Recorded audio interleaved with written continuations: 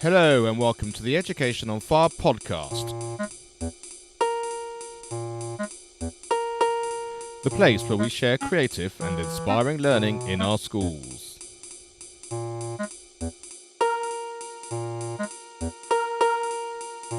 Episode 63.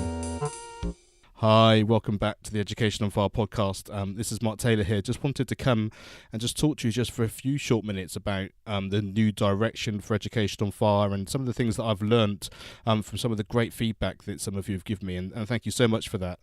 I just wanted to let you know that the thing that binds us together is our desire for a creative and inspiring learning environment for our children, just actually having somewhere where they feel like anything is possible and the world is their oyster, really, which is the most important thing.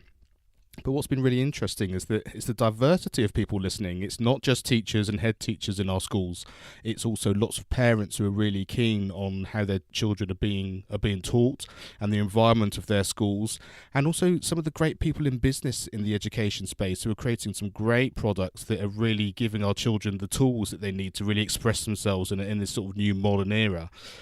So what I've decided to do is, having taken all this on board, is I'm going to just sort of diversify a little bit. We're still going to carry on doing our theme seasons for schools, and they're going to be shortened. So I'm going to do each season as only just 6 episodes. So we're going to get to the heart of each season, and PE is going to be season 5 when that comes very shortly. But I'm also going to add an extra episode which is going to come out on a Wednesday. It's going to be called Wednesday Wisdom.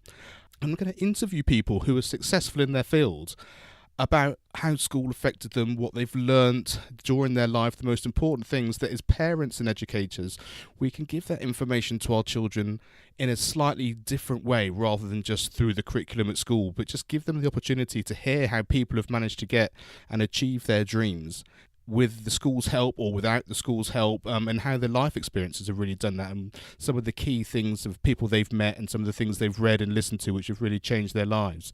So the way that's going to work is that's going to happen on every Wednesday. Once it releases in the next few weeks, that's going to keep going week in, week out for the whole year. And then the individual seasons focusing on certain parts of the curriculum for schools and teachers, that's going to come out as it was before in a season format.